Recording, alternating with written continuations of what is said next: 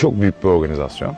Bu kadar insanın böyle büyük bir prodüksiyonda böyle bir konsensusla çalışması, bu kadar birlikte çalışabilmesi, herkesin bu ortak dili, bu zor ve ortak dili bu kadar pürüzsüzce konuşabilmesi çok etkileyici. Bu ihtişamı, bu realistik şeyi, bu emeği, bu atmosferi görünce önce üzerindeki sorumluluk duygusu artıyor ve nasıl uyumlanacağın konusunda düşünmeye başlıyorsun.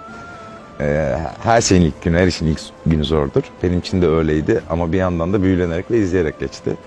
Dolayısıyla bu ihtişam duygusu küçük bir baskıyla beraber büyük bir coşku da yarattı bende. Öyle bir başlangıçtı. Hatırlıyorum. Büyüleyici.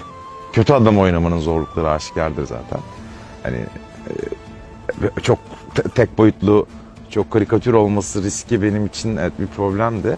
Ama ben onun daha hani başka aslında hayal etmediğimiz taraflar üzerinde de durmaya çalıştım biraz. Senaryo ve tüm tasarım da buna yardımcı oldu. Aslında biraz işin tahmin etmeyeceğimiz boyutu üzerine de düşünmeye çalıştım. Bu adam ne yapıyordur? Bu adam neden korkuyordur? Bu adama ne garip gelir? İlk defa gördüğü şeylere ne gibi tepkiler verir? Ne gibi hayaller kurar, ne ister?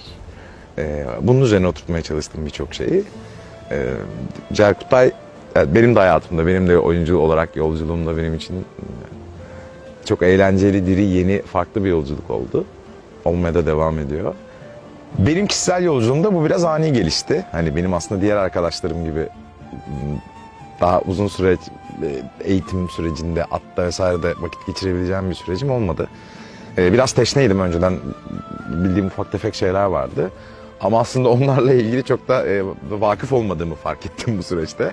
Yani üzerine güvenebileceğim yetenekler değilmiş. Onları geliştirmek için ben bir yandan sete gelirken bir yandan da onları yürütmeye çalıştım. Kolay bir süreç değildi ama sert bir başlangıç, iyi geldi diyebilirim. Kamera karşısına gelmeden önce de ben bu işin ritüelistik kısmına çok inanıyorum. Zaten bir Moğol sahnesi açılışı izlediğiniz an itibariyle sizi başka bir dalga alıyor ve o dalganın, o atmosferin, o psikolojinin içine girmeye başlıyorsunuz. Ben de mümkün mertebe kendimi başka bir şeyden soyutlayıp aslında şurada içinde bulunduğumuz atmosferin, o sahiciliğin, o gerçekliğin dokusuna kendimi kaptırmaya çalışıyorum. Kafamı kırmaya çalışıyorum.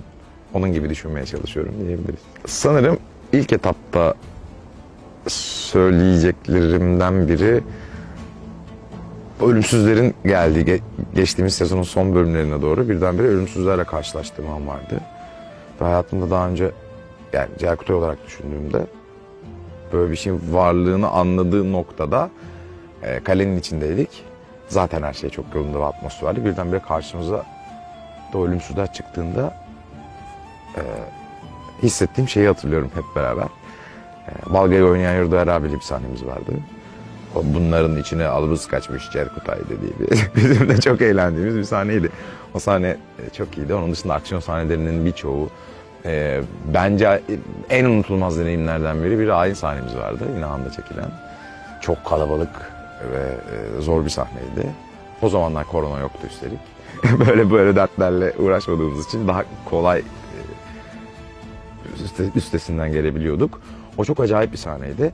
Ama en unutulmazını söylemem gerekirse Osman'ın buraya, bizim mekanımıza geldiği ve burada Balga'yla pazarlık ettiği bir sahnenin sonucunda ilk defa namaz kılan bir Türk karşı karşıya kaldım.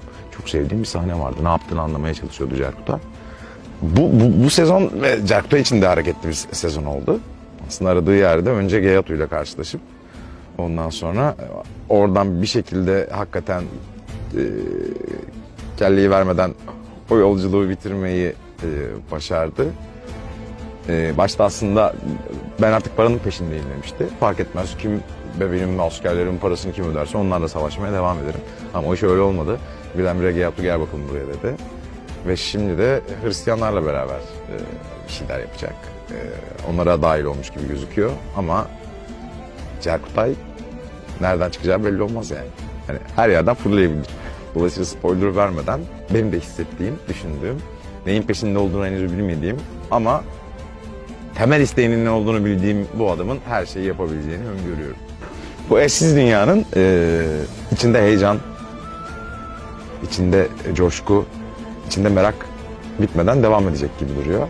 Umarım seyirciler de tüm bu duygulardan son derece faydalanıp meraklarını körükleyerek bu serüveni izlemeye devam ederler. Biz, buradaki tüm ekip çok çalışıyor. Bu duygunun baki kalması, sürmeye devam etmesi için umarım seyirci tarafından da karşılığını bulur.